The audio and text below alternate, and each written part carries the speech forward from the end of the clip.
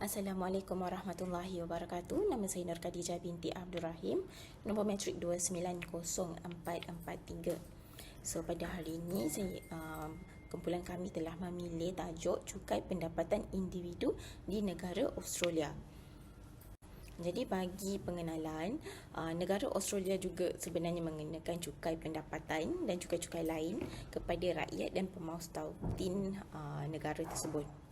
Okey, cukai pendapatan di Australia ini menggunakan struktur ataupun sistem cukai secara progresif. Potongan cukai di negara ini ditentukan ataupun kadar cukai ini ditentukan oleh Australian Taxation Officer ataupun dikenali sebagai ATO. Okey, potongan cukai ini dilakukan secara setahun sekali dan juga ia mengikut tahap gaji purata pendapatan individu ataupun isi rumah pada setiap tahun yang telah ditentukan oleh ATO ini.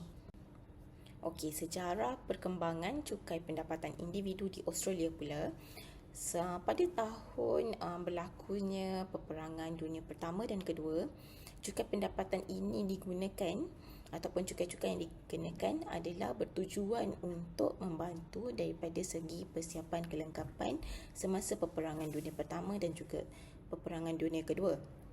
Manakala idea untuk mengenakan cukai kepada rakyatnya mula diperkenalkan dan mula berbangkit pada tahun 1971. Warahmatullahi wabarakatuh dan salam sejahtera. Saya Balamin bin Makkah, nombor pendaftaran 290109 menyebutkan perbatangan kumpulan kami iaitu mengenai cukai pendapatan individu. Cukai pendapatan individu adalah cukai yang dikenakan oleh kerajaan ke atas pendapatan seseorang sepanjang tahun. Di Malaysia, mereka yang mempunyai pendapatan yang melebihi ambang tertentu dikehendaki mengisytiharkan pendapatan mereka dan membayar cukai dengan kadar cukai di pendapatan yang progresif yang meningkat selari dengan pendapatan. Tujuan cukai adalah yang pertama sebagai pendapatan kerajaan di mana dana yang dikumpul digunakan untuk membayari pelbagai perkhidmatan awam termasuk pendidikan, kesihatan, infrastruktur dan perkhidmatan sosial. Yang kedua adalah peragihan kekayaan. Ini adalah bertujuan untuk mengurangkan jurang pendapatan dan mencapai peragihan kekayaan yang lebih adil dalam masyarakat. Yang ketiga adalah menyokong perkhidmatan awam. Cukai pendapatan dapat membantu membiayai pelbagai program dan perkhidmatan awam yang penting seperti hospital, sekolah dan lain-lain. Keempat adalah tanggungjawab sosial. Cukai yang dibayar digunakan untuk menyokong pelbagai inisiatif sosial yang membantu golongan yang memerlukan. Dan yang kelima adalah membiayai hutang awam. Cukai ini digunakan untuk membiayai hutang dan perbelanjaan defisit.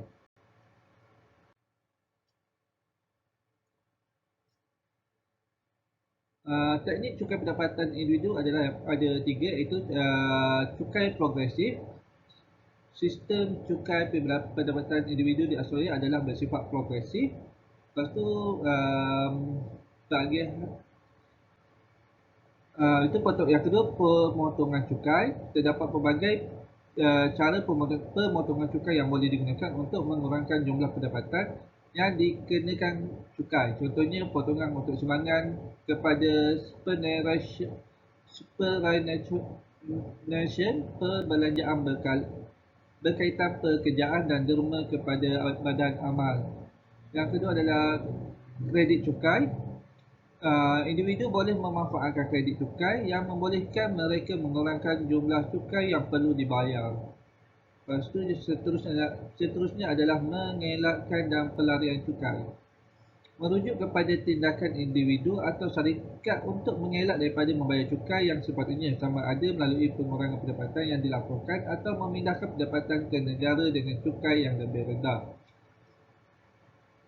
Asas cukai terbahagi kepada tiga, iaitu pendapatan merupakan asas utama cukai. Pendapatan individu adalah pendapatan yang diperolehi termasuk gaji, bonus dan lain-lain.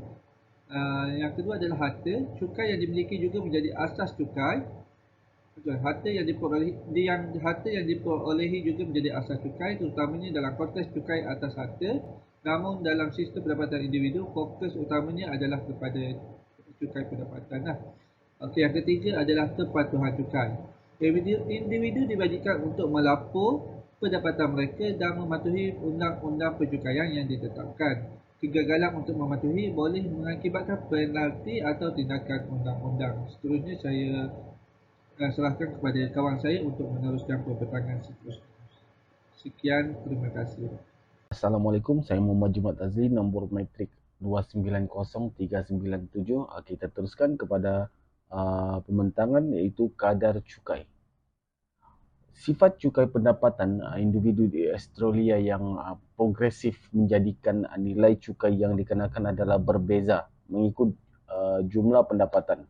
Pendapatan yang boleh dikenakan cukai merujuk kepada jumlah pendapatan individu yang cukainya mesti dibayar kepada ATO.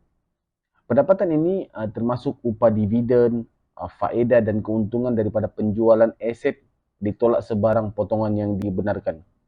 Oleh yang demikian, terdapat yang kita dapat lihat kadar cukai di Australia pada tahun kewangan 2023 untuk penduduk di Australia adalah seperti berikut. Kita dapat melihat daripada jumlah pendapatan bercukai dan kadar cukai ke atas pendapatan dalam julat. Tangan di mana prinsip pencukaian. Cukai pendapatan individu di Australia direhas untuk memenuhi prinsip keadilan dan kecekapan dalam sistem pentadbiran cukai. Terdapat beberapa prinsip yang dapat kita lihat di mana keadilan progresif, di mana individu dengan pendapatan yang lebih tinggi membayar kadar cukai yang lebih tinggi. Ini memastikan bahawa mereka mampu menyumbang lebih banyak berdasarkan keupayaan mereka berkontribusi dengan adil kepada pembiayaan perkhidmatan awam. Yang seterusnya kita melihat kepada potongan dan kredit cukai. Kepada perbelanjaan berkaitan pekerjaan dan derma kepada badan aman membantu mengurangkan kadar cukai bagi individu yang berpendapatan rendah. Ini mencerminkan prinsip keadilan di mana kita dapat melihat individu yang mempunyai keperluan lebih rendah membayar cukai yang lebih rendah. Dan yang terakhir kita tengok pengagihan semula. Cukai pendapatan digunakan untuk membiayai program sosial dan perkhidmatan awam, membantu mereka dalam keadaan kurang beruntung. Ini menyokong pengagihan semula sumber dan membantu mengurangkan jurang pendapatan dalam masyarakat. Secara keseluruhannya, cukai pendapatan individu di Australia adalah alat yang berkesan untuk mengumpul pendapatan bagi kerajaan, memastikan keadilan sosial melalui sistem progresif dan pemotongan yang membenarkan pengurangan cukai. Namun perlu ada usaha yang berterusan untuk menangani pengelakan dan pelarian cukai bagi memastikan sistem pencukaian tetap berfungsi dengan lebih baik dapat memenuhi keperluan masyarakat. Dengan pemahaman yang lebih mendalam tentang sistem ini, individu dapat merancang kewangan mereka dan memahami tanggungjawab mereka kepada kerajaan. Sekian dan terima kasih daripada saya.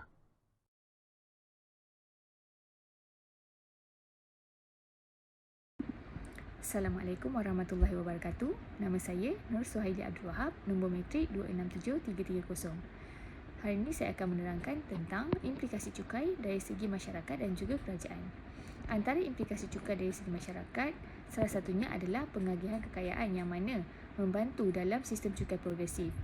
Individu dengan pendapatan lebih tinggi membayar lebih banyak cukai yang kemudiannya digunakan untuk membiayai program-program sosial yang membantu golongan kurang bernasib baik. Ini secara tidak langsung dapat mengurangkan ketidaksamaan ekonomi dalam masyarakat. Selain daripada itu juga, kesejahteraan ekonomi juga mempengaruhi tingkah laku dalam ekonomi. Kadar cukai yang tinggi mungkin menggalakkan individu untuk mengurangkan pendapatan yang dilaporkan atau terlibat dalam aktiviti pengelakan cukai. Ini boleh memberi kesan negatif terhadap pematuhan cukai dan mengurangkan hasil kerajaan. Selain daripada itu juga, tingkah laku ekonomi yang mana cukai yang digunakan untuk membiayai perkhidmatan awam seperti pendidikan dan juga kesihatan. Kualiti perkhidmatan ini secara tidak langsung mempengaruhi kesejahteraan masyarakat. Peningkatan dalam perkhidmatan awam boleh membawa kepada peningkatan kualiti hidup dan kesejahteraan ekonomi secara keseluruhannya.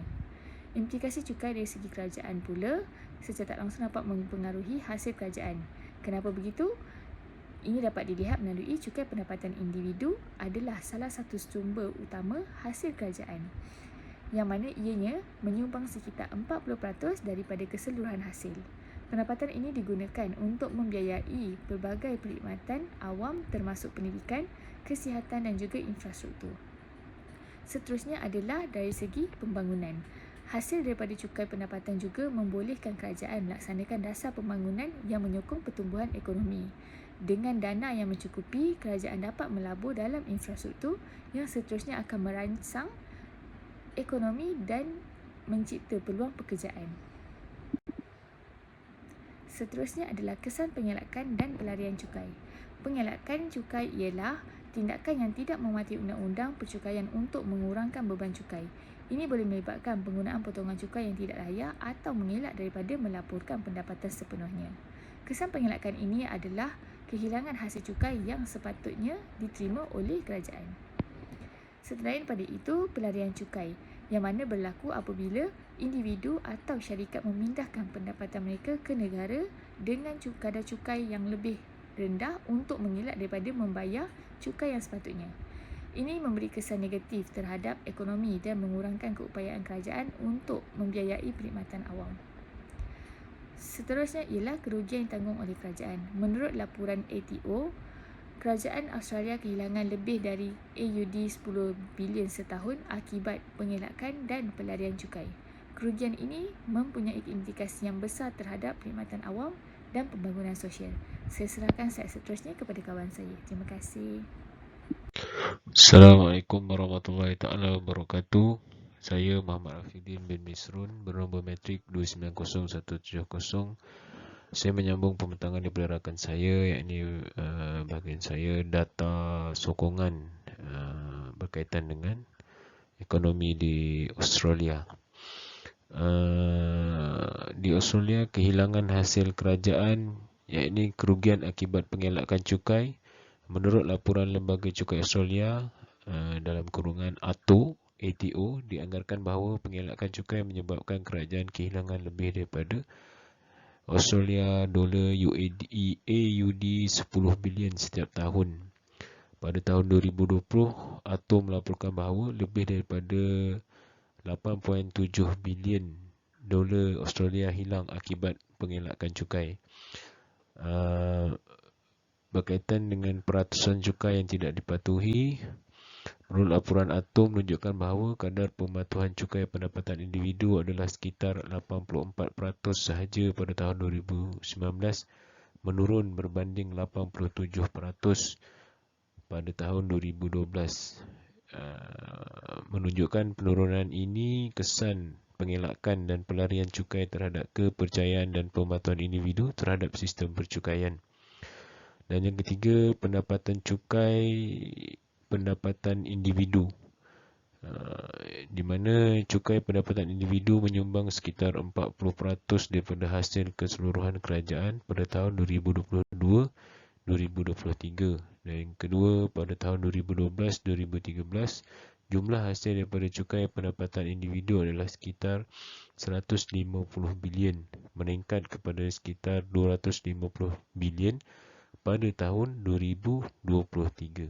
Kesimpulan daripada keseluruhan tajuk ini adalah cukai pendapatan individu di Australia adalah elemen kritikal dalam struktur keuangan kerajaan. Ia memainkan peranan utama dalam pembiayaan perkhidmatan awam dan program sosial. Sistem percukaian yang progresif memastikan bahawa individu dengan pendapatan yang lebih tinggi menyumbang lebih banyak, membantu mencapai keadilan sosial dan pengagihan kekayaan. Walau bagaimanapun, cabaran seperti pengelakan dan pelarian daripada membayar cukai memberi kesan negatif terhadap hasil kerajaan.